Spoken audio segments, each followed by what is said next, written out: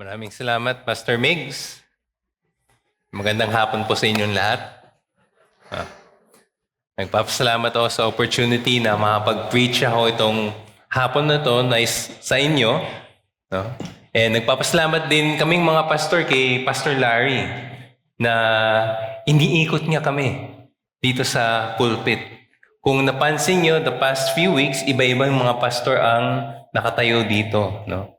So, magandang opportunity yun para sa amin, para ma-develop yung sarili namin. No? And marami siguro sa inyo di nakakakilala sa akin, or may mga iba nakakakilala sa akin.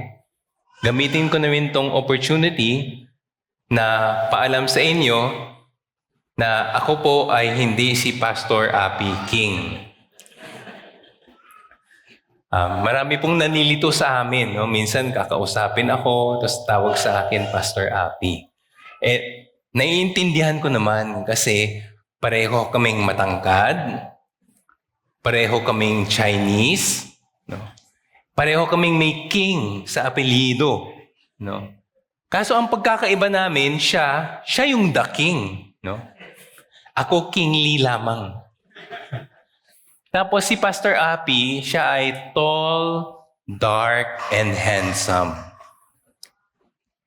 Ako, tall, white, and Chinese. Hindi, pero mabuting kaibigan ko po si Pastor Appy. No?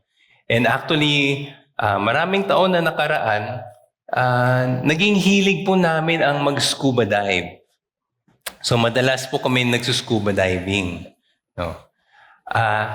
Naiisip nyo ba, paano nagagawaan ng mga scuba divers kung paano sila sumisid sa ilalim ng tubig?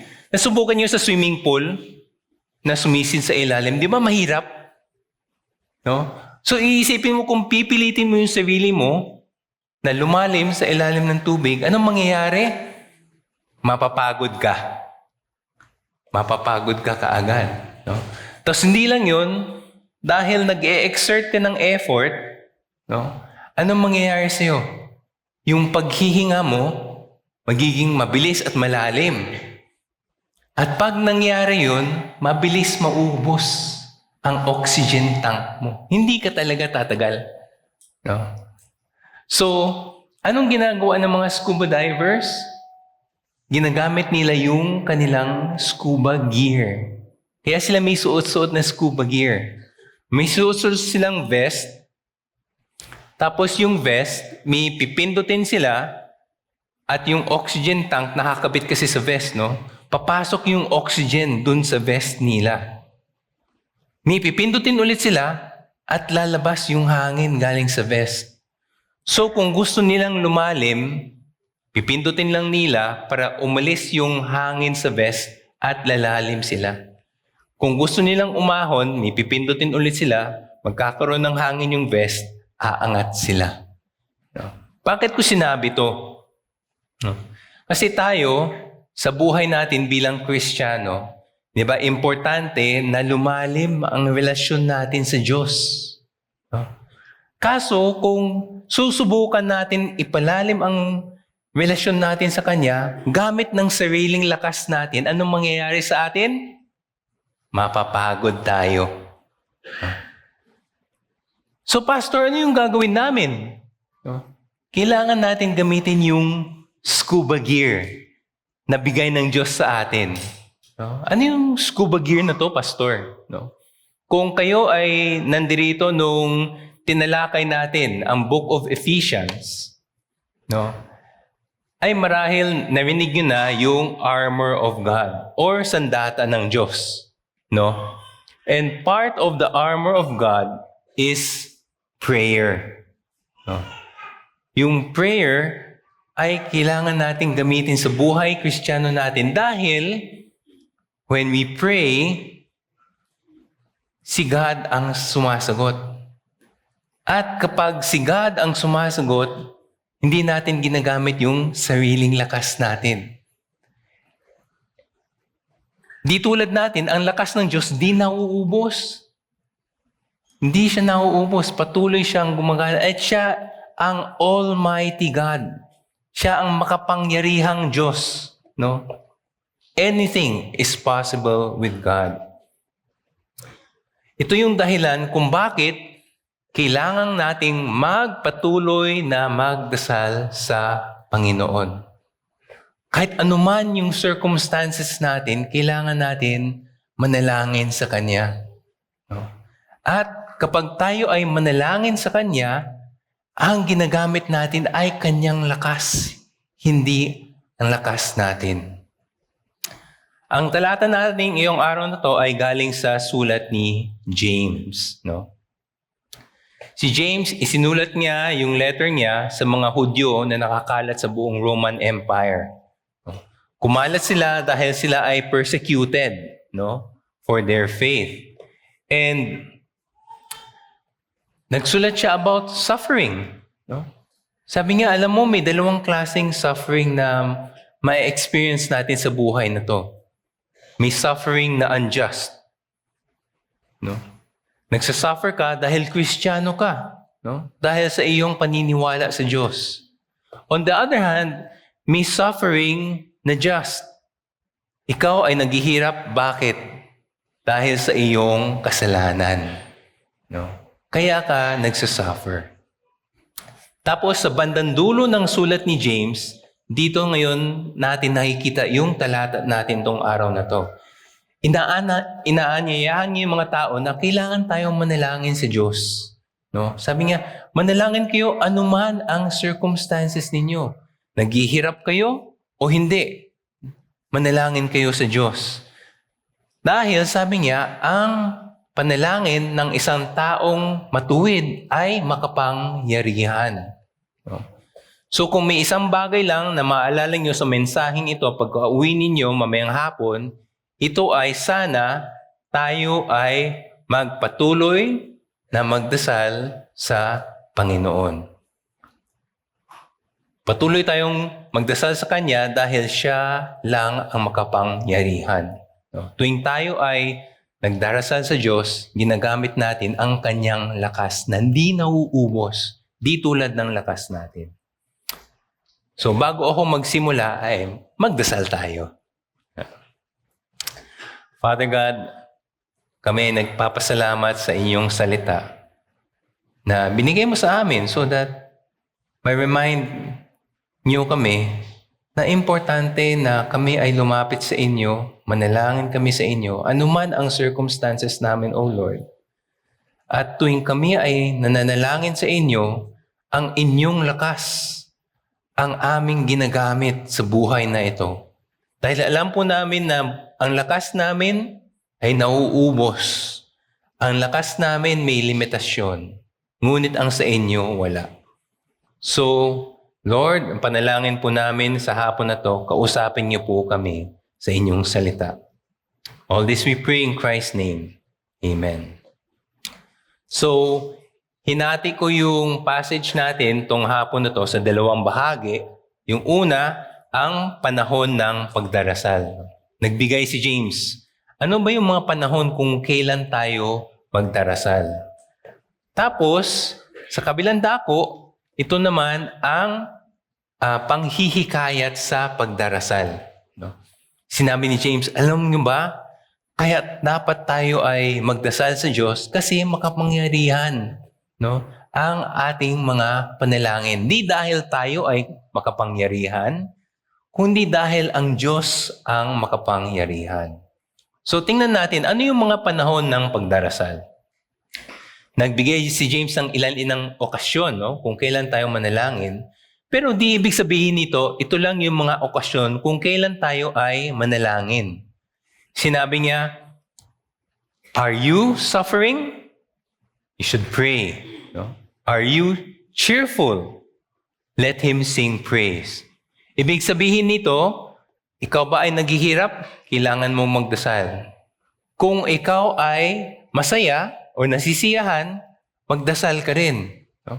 Whether you're down or up, you pray. Kasama na dito yung buong spectrum. No? Whether you are up or down or anywhere in between, kailangan manalangin tayo. Ito ay itinuro na sa atin ni Pastor BJ nung ilang nakaraang linggo. Diba? We should pray always. Sinabi niya, tinuro niya, sa 1 Thessalonians 5:17, ang sinulat ni Paul, pray without ceasing. Tapos sa Ephesians naman, ano yung sinabi ni Paul? Sabi niya, pray at all times and at all occasions with all kinds of prayer. Dapat walang tigil ang pananalangin natin. So tingnan natin, ano yung unang panahon ng pagdarasal na binigay ni James? Sabi niya, is there anyone among you who are suffering? Let him pray. Parang natural sa atin to eh. Kung tayo ay nakakaranas ng hirap, ng sakit, di ba yung normal reaction natin, mananalangin tayo sa Diyos, Diyos, pingin ng tulong, di ko na alam anong gagawin ko. Pero ang tanong, pinupuntahan ba natin ang Diyos? Siya ba ang una nating pinupuntahan? O kung kayo ay katulad ko, susubukan niyo munang ayusin yung problema ninyo gamit ng sariling lakas ninyo. Tapos pag di mo na kaya, di mo na alam ano yung gagawin, saka ka pupunta sa Diyos. Diyos, di ko na alam. Tulungan niyo ako. Sabi ni James, dapat ang Diyos ang una nating puntahan. Sa simula pa lang, siya na. Tapos napansin niyo ba na wala siyang binigay na sagot kung tatanggalin ng Diyos ang suffering natin o hindi. Sinabi niya lang, pray, manalangin tayo. Bakit niya kaya sinabi yon? Dahil madalas, kapag tayo ay nananalangin sa Diyos, Lord, tanggalin niyo po itong circumstances ko, hirap na ako. Kadalasan hindi niya tinatanggal yung circumstance natin. Ang ginagawa niya, binibigyan niya tayo ng kanyang biyaya para kakayanan natin yung circumstances natin. Yan yung isa sa mga promises ni God sa atin. Mahirapan ka man, kasama ko kayo sa hirap na yun. Hindi kayo nag-iisa, hindi kita iiwan.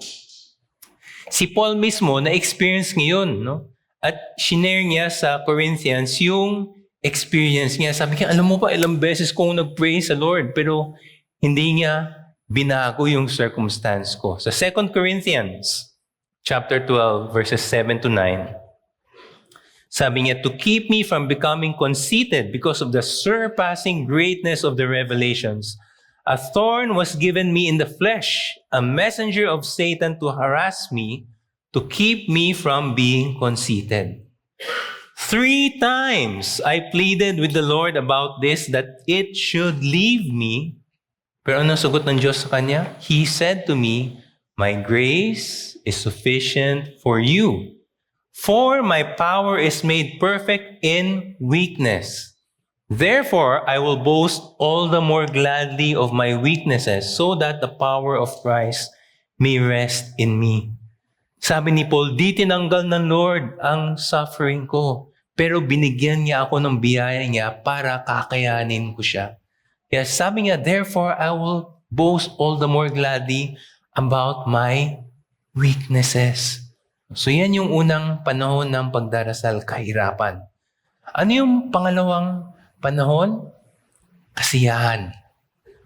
Sabi ni James, is anyone cheerful? Let him sing praise. And parang natural din yan, Kung tayo ay naghihirap, ang natural na reaction natin, mananalangin tayo sa Diyos. Kung tayo ay nasisiyahan, ano yung natural na reaction natin? Usually, kumakanta tayo. Diba? Pansinin niyo yung mga taong in love. Diba? Parating may kinakanta. Kasi masaya yung puso eh. So parating kumakanta. Natural na reaction yun. Pero ang tanong ko sa inyo, kayo ba ay kumakanta ng praise to the Lord kapag okay lang ang buhay mo? Pero kapag nahihirapan ka ba, nagpe-praise ka pa rin kay Lord? Bigyan ko sa inyo yung example ni Paul sa ni Silas. Sa Acts chapter 16, Nasa Philippi sila. Tapos, merong isang slave girl na sumasama sa kanila na may demon, no? At yung demon, binibigyan yung babae ng kapangyarihan na makita yung future. Tapos, sumasama siya kay Paul at kay Silas. So sinasabi niya, makinig kayo dito kasi sila ang mga messengers ng Diyos. Sasabihin nila sa inyo kung paano kayo maliligtas.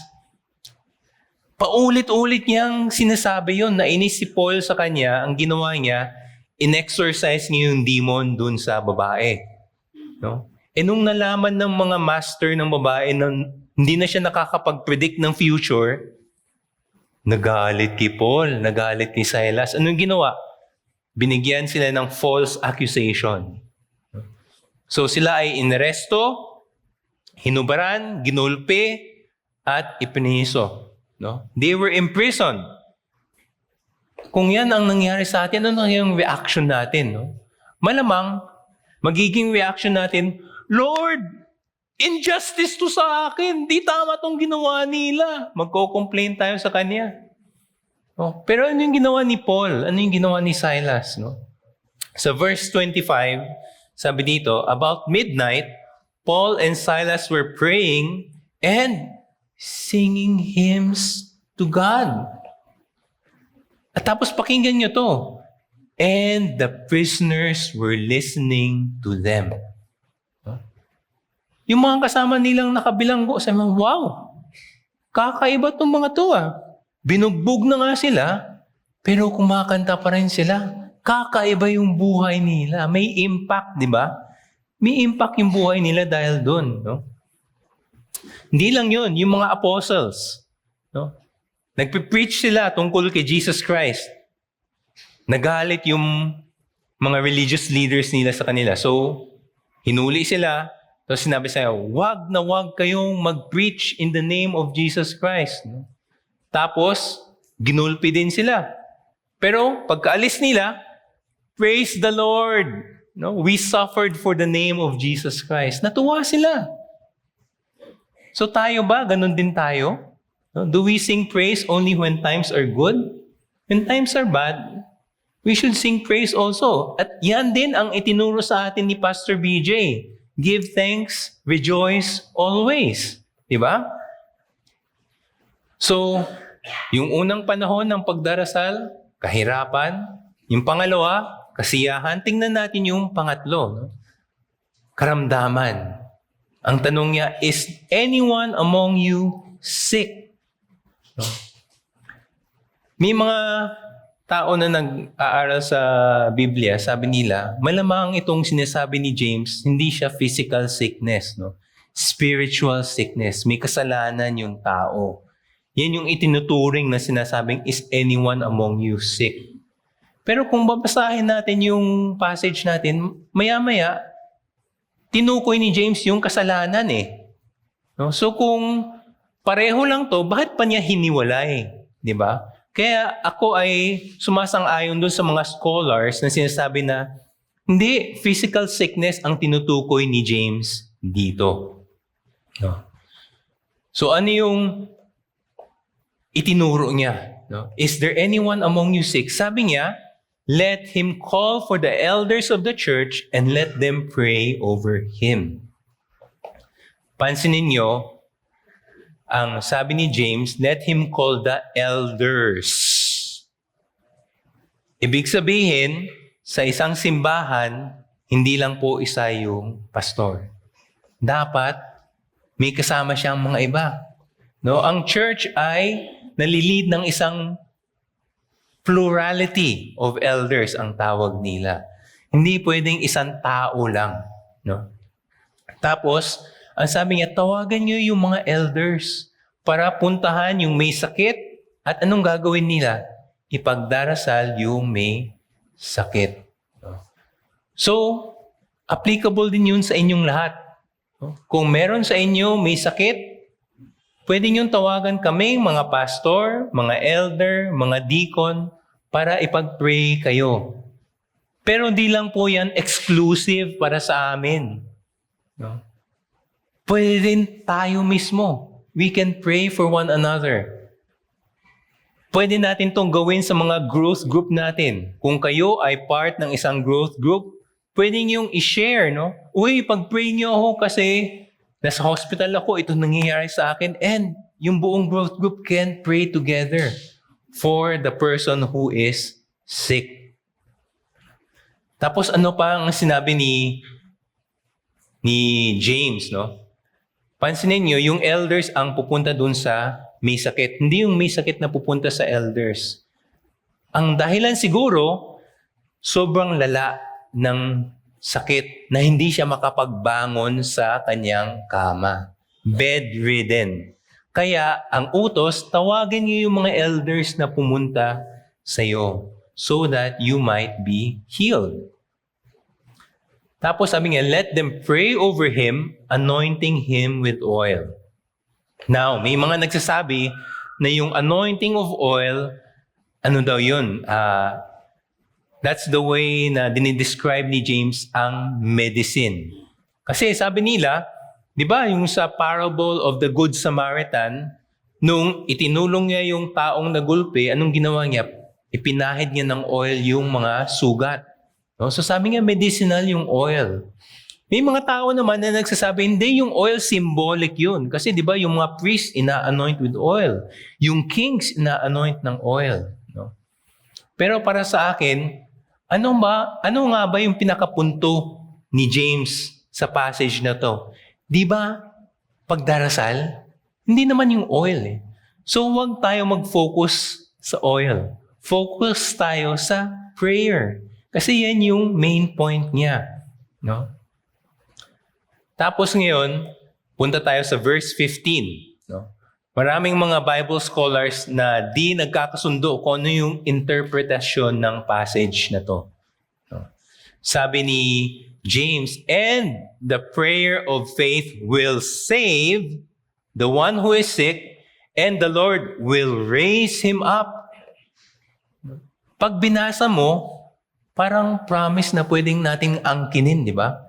Pag merong may sakit, ipag-pray over mo, and pag ni-pray over mo, the Lord will save and the Lord will raise. So gagaling yung tao. No? And may mga tao na ganun yung interpretasyon nila. No? Kaso, ano yung problema sa ganitong klaseng interpretasyon? Paano kung hindi gumaling yung tao? Siyempre, hindi naman natin pwedeng bintangan ang Diyos, di ba? So, ang magiging sagot ay kasi yung prayer mo kulang sa pananampalataya, kulang sa faith, kaya di gumaling. No? Tama ba yan? Ako di ako sumasang-ayon. Kasi although may time sa early church na maraming milagro na nangyayari, no? Maraming tao miraculously nahi-heal, natigil din yun, yung mga miracles na yun. Pansinin niyo yung huling sulat ni Paul kay Timothy. No? Sa 2 Timothy chapter 4, verse 20, sabi niya, Erastus remained at Corinth, and I left Trophimus, who was ill at Miletus. Sabi niya, iniwan ko si Trophimus, hindi ko siya dinala kasi may sakit eh. May sakit siya. Paul, bakit hindi mo pinag-pray over para gumaling? Ito si Paul sa Acts chapter 19, ang daming ang milagro na ginagawa.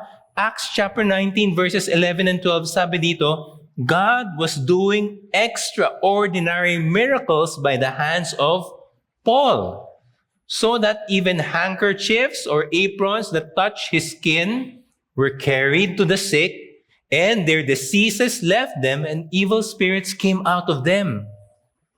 Anong yun nangyari kay Trophimus? Paul, ba't di mo kayang pagalingin? Kulang siguro sa faith si Paul.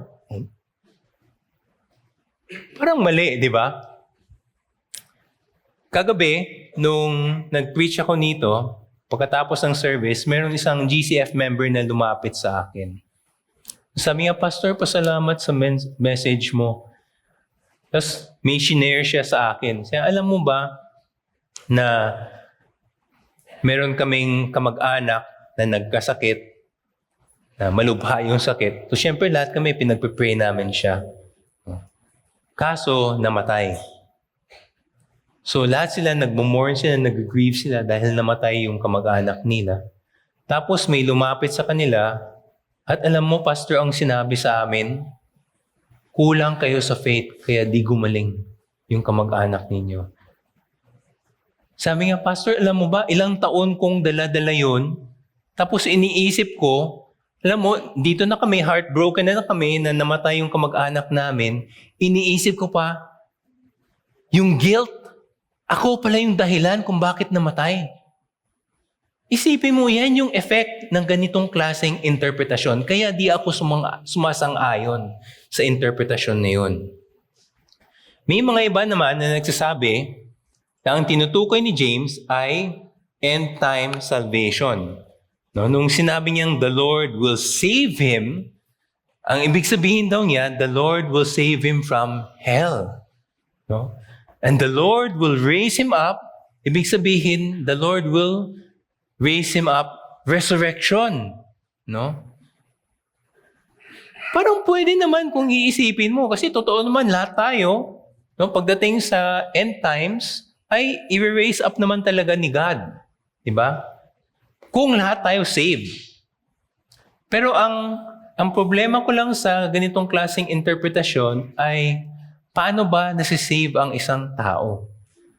We are saved when we pray to God. No, we acknowledge, Lord, I acknowledge I am a sinner. Makasalanang tao ako, di ko kayang lumapit sa inyo. At nagpapasalamat ako na dahil hindi ko kayang pumunta sa inyo, ikaw yung bumaba sa amin. You sent your Son, Jesus Christ, to become human like us. At di lang yun. Namatay siya sa cross, binayad niya yung penalty ng lahat ng kasalanan ko. At nabuhay siya muli para ako ay magkaroon ng bagong buhay.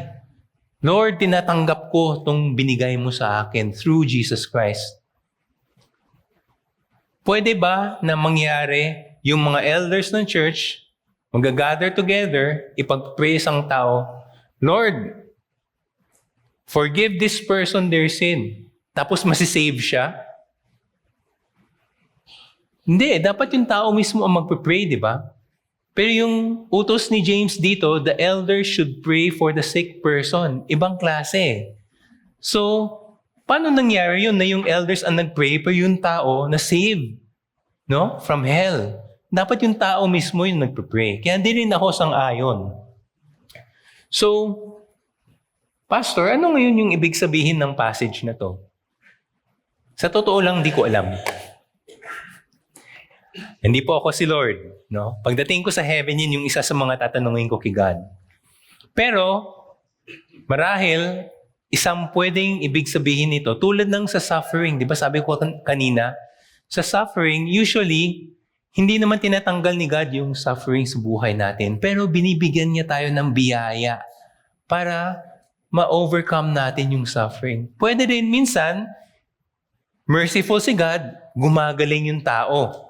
Pero minsan, instead na gumaling yung tao, binibigyan niya ng biyaya yung tao para kakayanin niya yung kanyang karamdaman.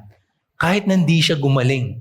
No? Kaya may mga tao, kung hindi ko alam kung napansin niyo, minsan pupunta kayo sa hospital, ang dami ng mga tubo na nakakabit sa kanya, pero nakasmile pa rin siya, masaya pa rin siya.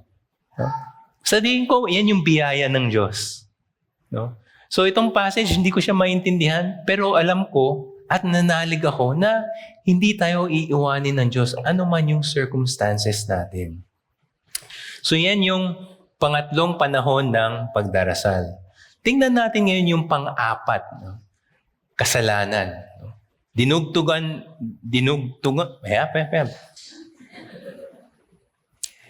James added, para mas mabilis. He added, sabi niya, if he has committed sins, he will be forgiven. Bakit niya dinagdag yan? No? Kasi, sa totoo lang, minsan, yung mga karamdaman natin, yung sakit natin, dulot ng kasalanan. At nakikita natin yun sa Bible, sa Gospels. No? Nung si Jesus, Nagtuturo siya sa isang bahay, tapos may isang paralytic, binaba nila sa bubong. No? Nung nakita ni Jesus, sabi dito sa Mark chapter 2 verse 5, when Jesus saw their faith, He said to the paralytic, "Sons, your sins are forgiven." No? Tapos na-heal siya, tumayo siya. Ibig sabihin, yung karamdaman niya, bakit siya naging paralyzed? Dahil sa kanyang kasalanan. Nung ipinatawad ng Diyos yung kasalanan niya, nawala na rin yung karamdaman niya. Sa John chapter 5, may paralytic ulit na hinil si Jesus Christ sa pool of Bethesda. Tapos, nung naglalakad na siya, nakita ni Jesus siya sa temple. Ano yung sinabi ni Jesus sa kanya? Verse 14. Afterwards, Jesus found him in the temple and said to him, "See, you are well. Sin no more, that nothing worse may happen to you." Sabi nga, magaling ka na. So huwag ka na mag-sin. Bakit? Baka may mas malala pang mangyari sa'yo. Meaning, yung nangyari sa'yo before, bago ka naging healed, ay dulot ng kasalanan. Pero, di lahat ng sakit ay dulot ng kasalanan.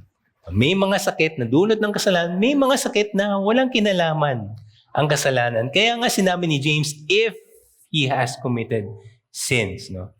Ang isang example nito, makikita natin sa John chapter 9. Naglalakad si Jesus kasama ng mga disciples niya. Tapos may nakita silang isang taong bulag since birth. No? So tinanong ng mga disciples ni Jesus, "Lord, sino yung nagkasala at siya ay bulag? Yung mga magulang niya o siya?" No? Ano yung sagot ni Jesus? Jesus answered, "It was not that this man sinned or his parents, but that the works of God might be displayed in him." So sabi niya, walang kinalaman ng kasalanan doon sa situation niya, kung bakit siya bulag. No? So, ano ngayon ang gagawin natin tungkol sa mga kasalanan natin? Sabi ni James, "Therefore, confess your sins to one another and pray for one another that you may be healed." So, importante dito na lahat tayo maging accountable sa isa't isa. Why? Kasi church family tayo. Kaya i-share natin sa isa't isa. Alam mo, ito yung mga struggle ko eh. Dito nahihirapan. Pwede bang pag-pray mo ako? Kaso medyo mahirap siguro kung gagawin natin yan dito sa worship service, di ba? Saka awkward, ay nakakahiya. Malalaman nila kung ano yung struggle ko. Kaya importante yung growth group. Kasi doon sa growth group, doon nyo pwede i-share. Ano ba? Ito yung nangyayari sa buhay ko. Pwede ka maging totoo. Kasi kayo-kayo lang. No? And you can pray for one another. And sigurado ka na kung ano yung shinare mo, doon lang sa grupo na yun, hindi siya kakalat. Kaya very important that all of us are part of a growth group. No? Ito rin ang itinuro ni Paul actually, no, nung nagsulat siya sa mga Galatians. No? In chapter 6, sabi niya, "Brothers, if anyone is caught in any transgression, you who are spiritual should restore him in a spirit of gentleness. But keep watch on yourself, lest you too be tempted. Bear one another's burdens, and so fulfill the law of Christ." Di natin magagawa yun kung hindi natin sasabihin sa mga tao, ito yung burden ko. Ito yung struggle ko. Hindi rin tayo pwedeng pag-pray ng mga kapatid natin kung hindi nila alam ano ba yung problema natin. So we need to be accountable. And we have the promise written in Scripture, 1 John 1:9, that if we confess our sins, He is faithful and just to forgive our sins and cleanse us from all unrighteousness. No? So huwag tayong maging kampante sa kasalanan sa buhay natin. Kasi di natin alam, kung hindi natin siya in-address, hinayaan lang siya natin, pwede tayong magkasakit. Worst of all, pwede tayong mamatay. Sinabi yan ni Paul sa mga Corinthians. No? 1 Corinthians 11, verses 27 to 30. "Whoever therefore eats the bread or drinks the cup of the Lord in an unworthy manner will be guilty concerning the body and blood of the Lord. Let a person examine himself then, and so eat of the bread and drink of the cup. For anyone who eats and drinks without discerning the body eats and drinks judgment on himself. That is why many of you are weak and ill, and some have died. Pwede tayong mamatay sa kasalanan natin. Posible po yun. Nung patapos na yung 2025, nag-uusap kami ng asawa ko si Beth. Sabi namin, uy, magbakasyon tayo sa 2026. Kasi itong taon na to ay parang milestone year para sa amin. Nung January, ang 10th wedding anniversary namin. Tapos sa November naman, ang ika-50th birthday ko naman. So sabi na, uy, isang celebration na lang para tipid sa pera. Magbakasyon tayo. So nag-usap kami, saan tayo pupunta? Ano yung gagawin natin? Kailan tayo pupunta? So nagplano na kami and everything. Tapos sabi namin, sige, mag-apply tayo ng visa. So pumunta kami sa travel agency. Balak namin sana, aalis kami ng April. Pagdating namin doon, sabi nila, ay, ang tinatanggap na lang po namin pang May. Tapos na yung April, lampas na. Sabi na, ay, subukan natin, dumiretso na lang tayo sa embassy. So sinubukan namin, lalong mas mahirap pala. Makabook ka lang ng appointment, dapat every hour, susubukan mo kung may slot. Tapos minsan sasabihin nila may slot, pipiliin mo, tapos papasok mo yung details ng details ninyo na buong pamilya. Tapos pag babayad ka na, biglang sasabihin, ay, the slot has been taken. So nahirapan kami. Tapos alam nyo, doon lang kami nagsimula na mag-pray. Huwag niyo ko tularan, ha? Diba? In everything that we do, in all circumstances, sana, simulan natin sa panalangin. Let's turn to God first. Don't follow our example. Bad example po ako. So tingnan natin ngayon yung panghihikayat sa pagdarasal.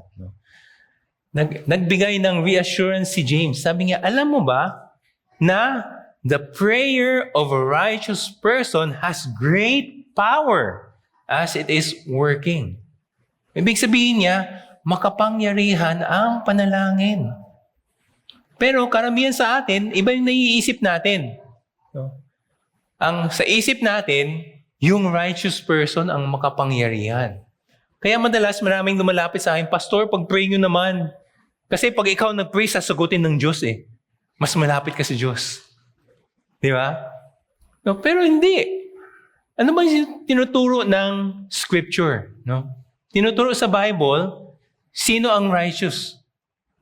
Pag sasabihin natin, righteous ba tayo sa mga ginagawa natin?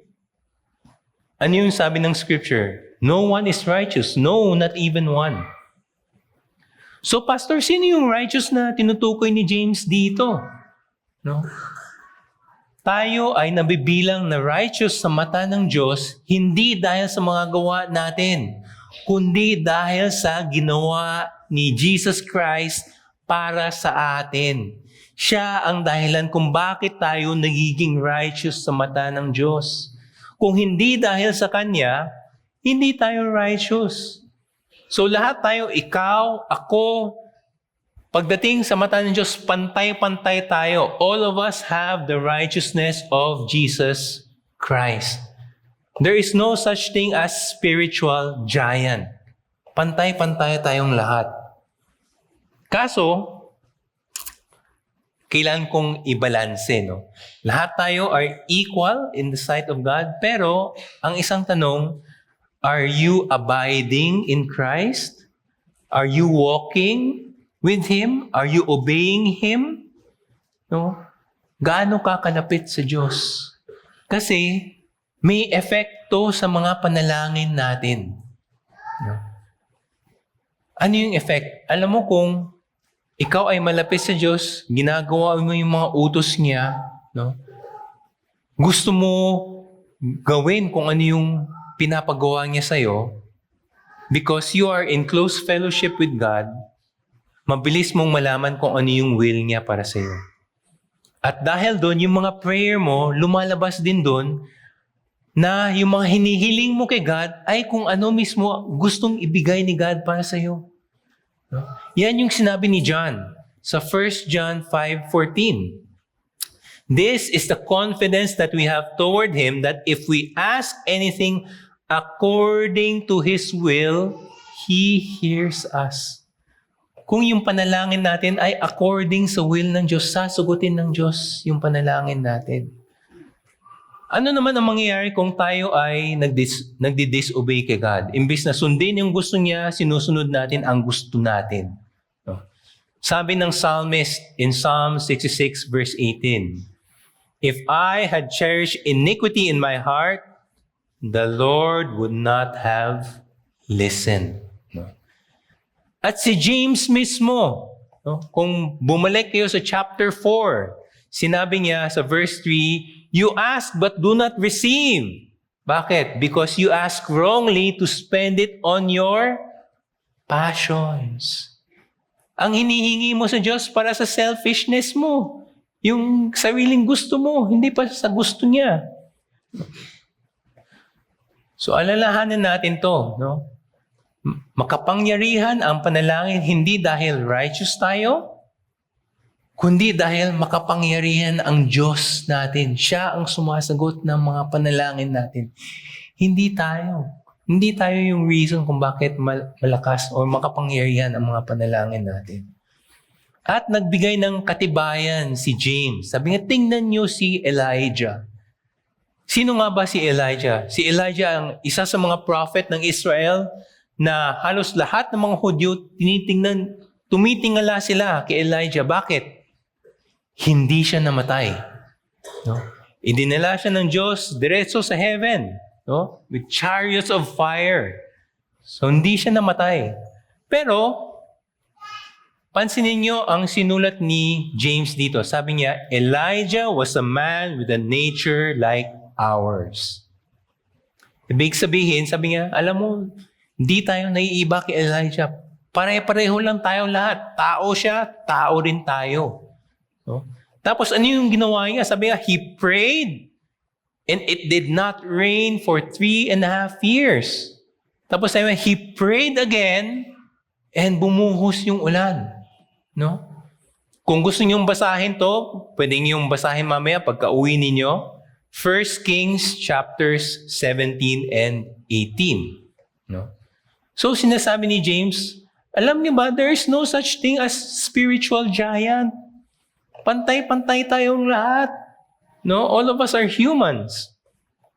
And sabi niya, huwag niyo iangat ang kapwa-tao. Huwag niyo iangat. No? Kasi yung mga Israelites, inaangat nila si Elijah eh. Special daw si Elijah.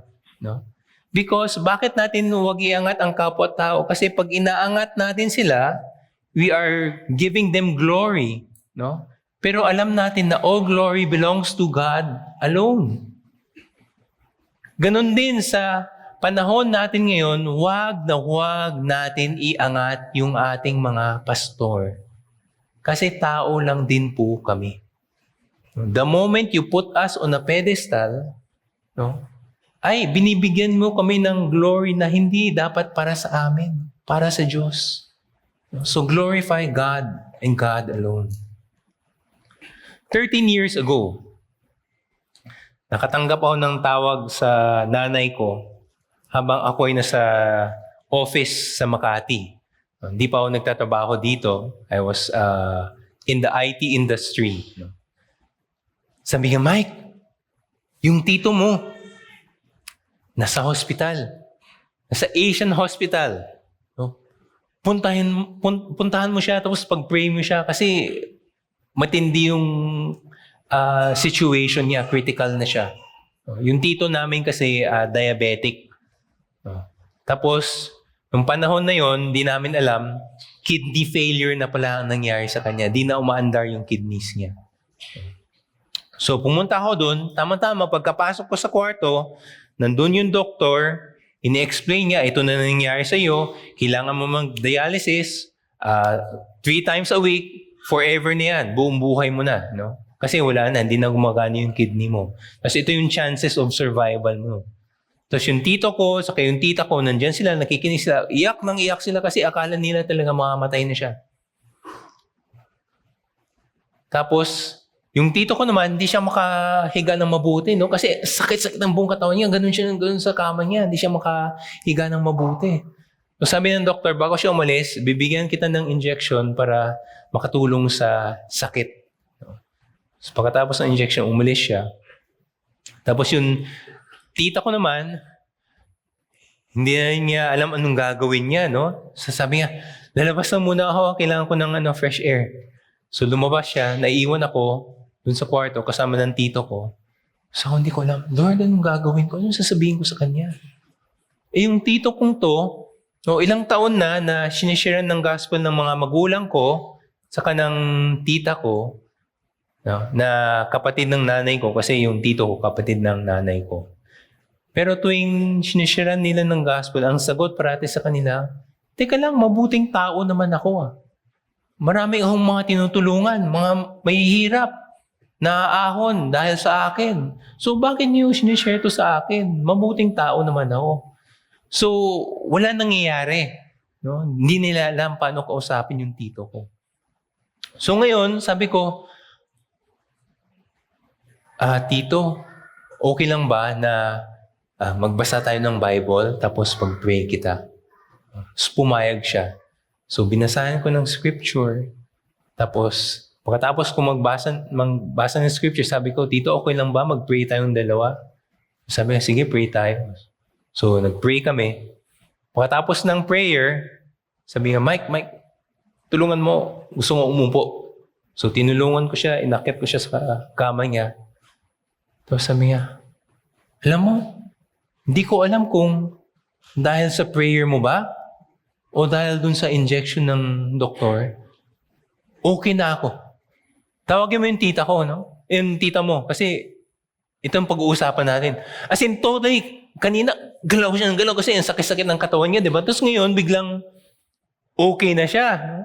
And later on, sabi ng tita ko, nung pumasok siya sa kwarto, tapos nakita niya yung tito ko, tapos nagkukwentuhan sila, gusto daw niyang sampalin. Kasi akala niya mamatay na, tapos biglang naging okay, di ba?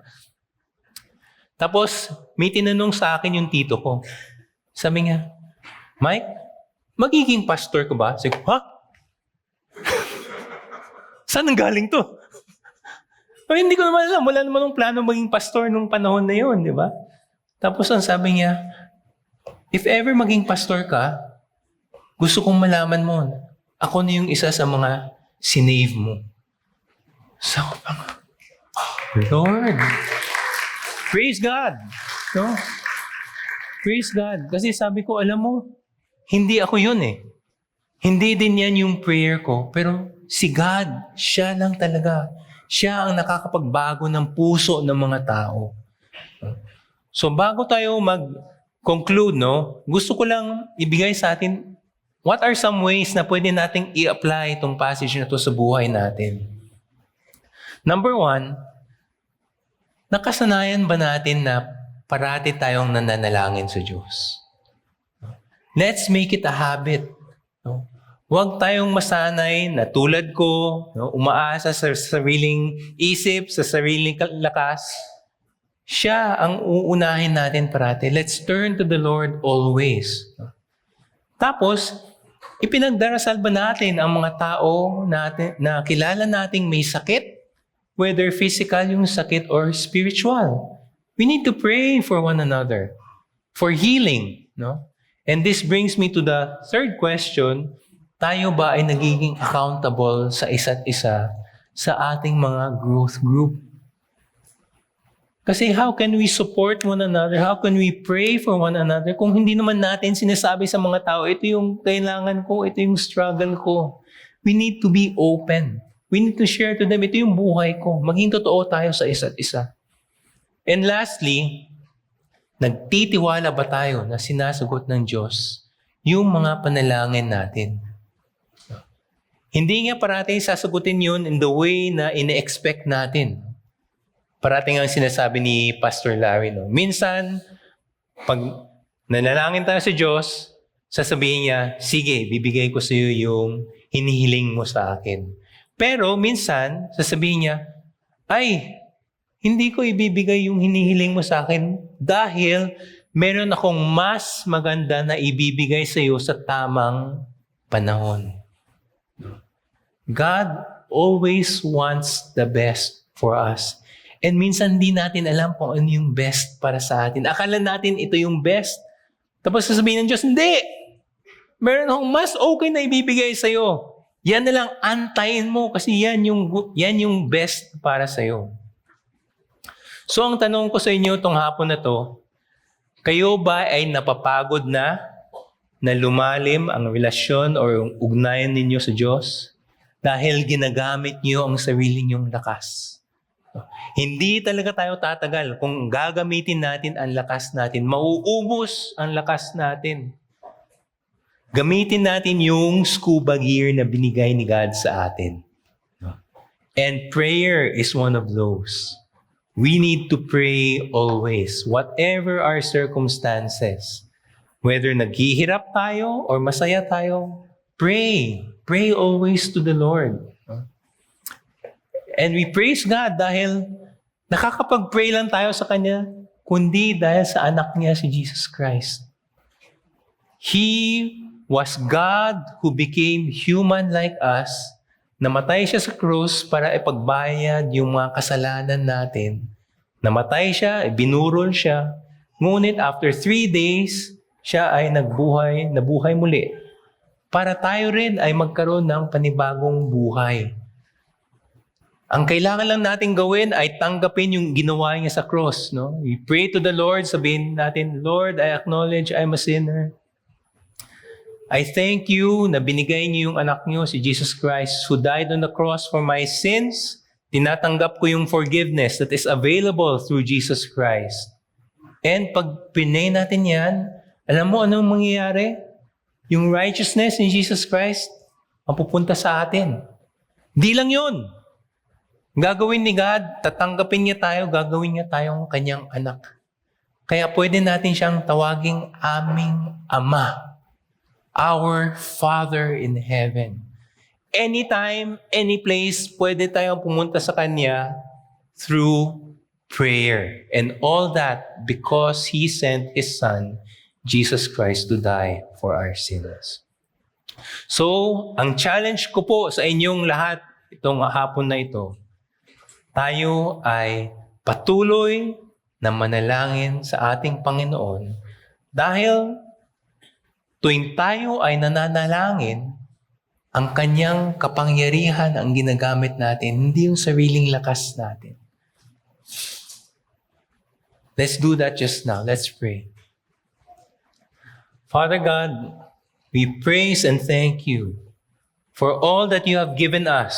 Sabi nga ni Paul sa Ephesians 1, you have blessed us with all spiritual blessings, O Lord. Kaya hindi kami dapat mahihirapan sa buhay Kristiyano namin dahil lahat ibinigay mo na sa amin.